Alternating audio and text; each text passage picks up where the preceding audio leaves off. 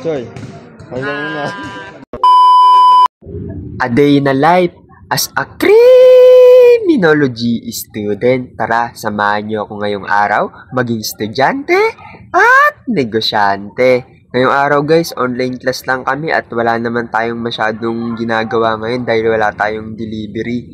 Kaya yan, sakto naman maya-maya lang nagyaya naman dyan ng basketball yung kaibigan natin. Kaya maya-maya maglalaro muna tayo, basketball content muna tayo ngayon guys. At maya-maya nga lang din dyan guys, sinundo nyo na rin ako. Shoutout sa'yo, Mark Justin Flores. Sheesh! At maya-maya nga lang din guys, nandito na rin pala kami yun sa court. At shoutout pala dyan sa cameraman natin.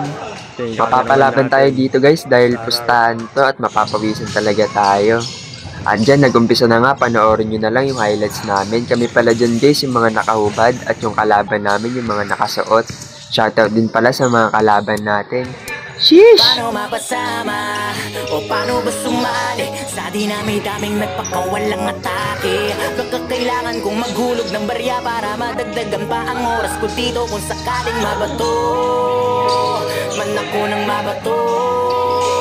Pag sinabi ko na itigtigil ko na to, set up yun para sa'yo, parang Massacre 44, mama sa Panova. Kamusta?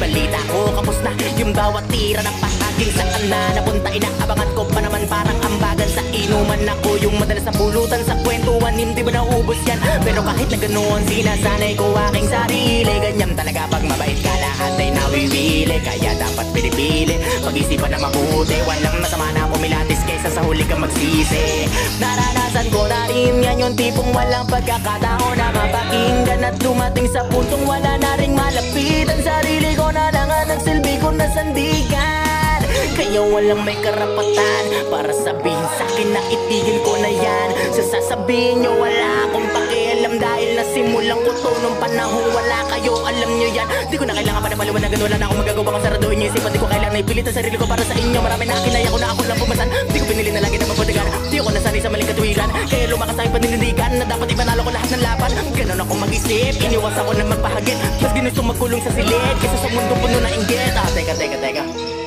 baka pwedeng baliin natin to. Gantong ang korte ko, kahit saan mo ko daliin, laging may bala to. Oo, iba ako sa mga pambato nyo. Di ako nagyayabang, kaya kong patunayan kung hanggang saan ang kaya kong luwin. Malabong paningin, pero malinaw ang hangaring naisabutin. Mitiin ang pakpak ko para aking liparin, hanggang sa masagot yung katanungan na paano mapasama o paano ba. At dito nga guys, maya-maya lang natapos na rin yung laban. Ayun pala yung mga nakalaban namin. Shoutout sa inyo at sa pamilya niya. Sheesh! At dito nga guys, medyo malungkot ang tropa natin dyan dahil tabla ang laban. Di kumita ang pangkabuhayan. Aray ko.